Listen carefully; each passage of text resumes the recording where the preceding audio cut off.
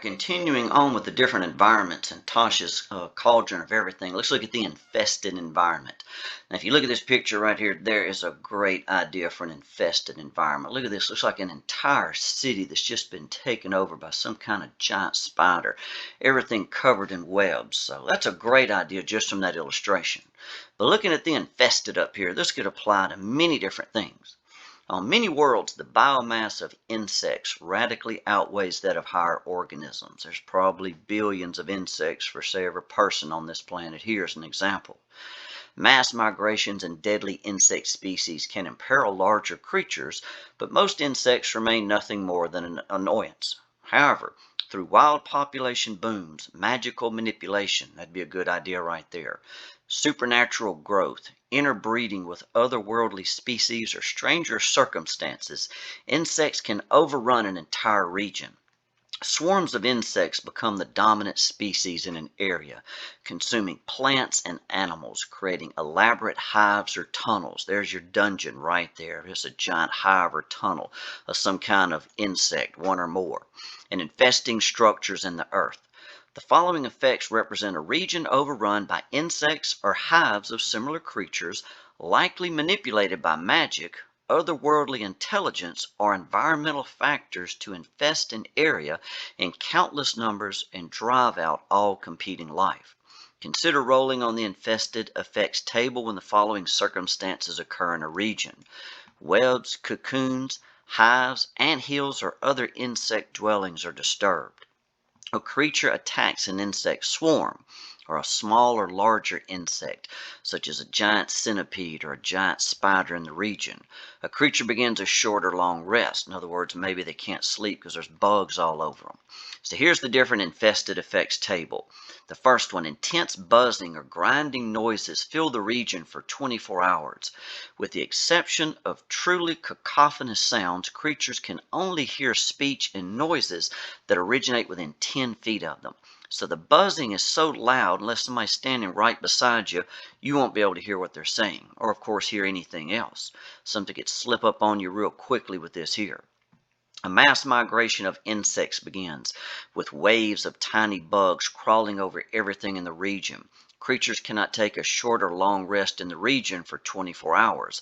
Of course, that could cause a big problem, especially with spellcasters right there. If you got bugs crawling all over you, how's anybody supposed to sleep?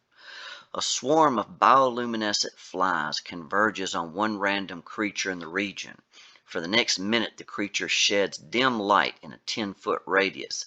Any attack against it has advantage if the attacker can see it, and the creature can't benefit from being invisible.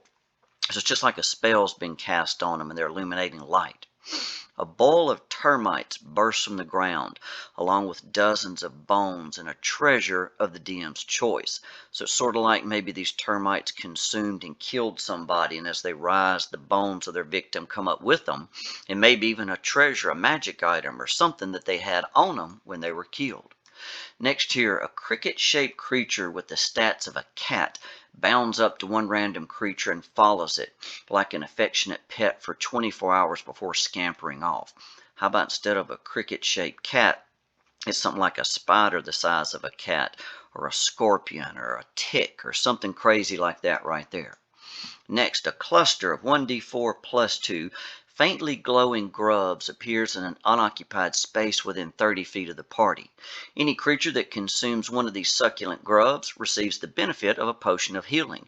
You could even make up a table with like all beneficial effects from potions, or maybe first level spells, or something such as that right there. You could expand on that healing greatly.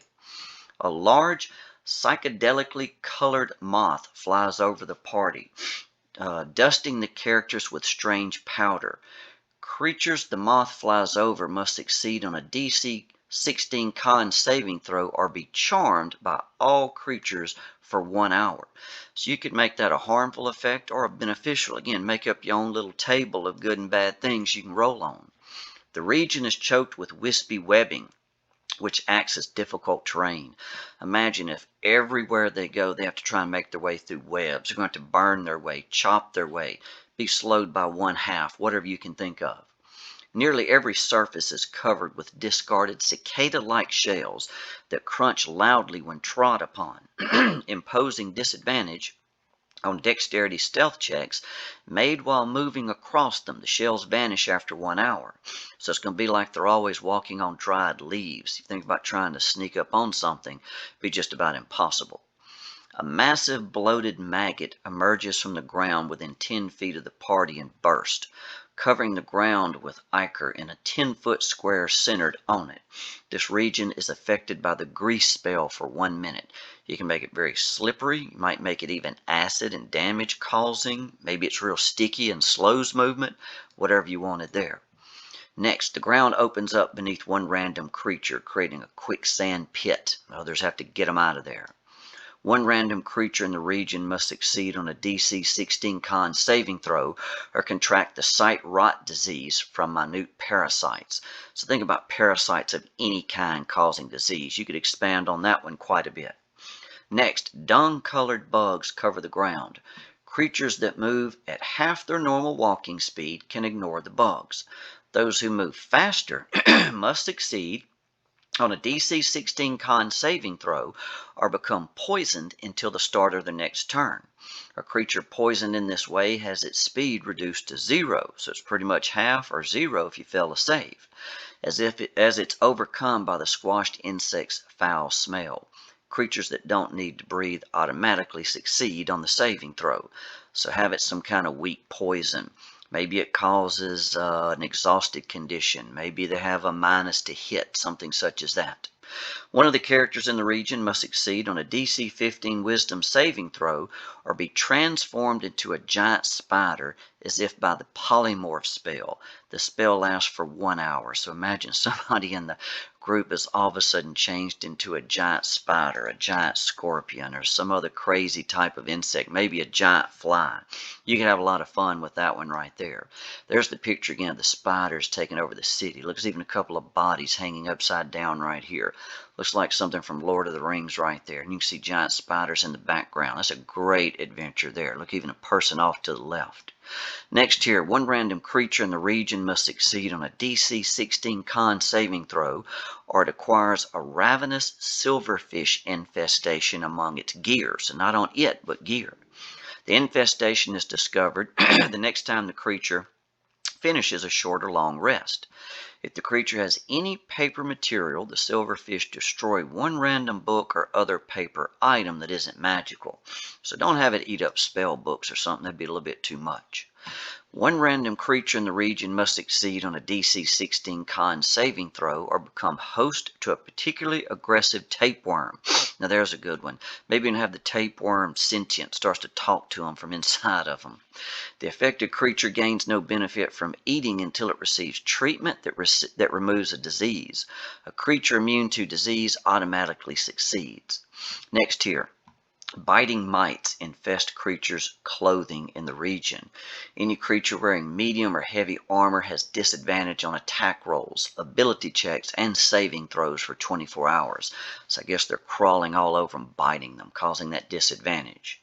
Next, tiny arachnids invade unattended spaces.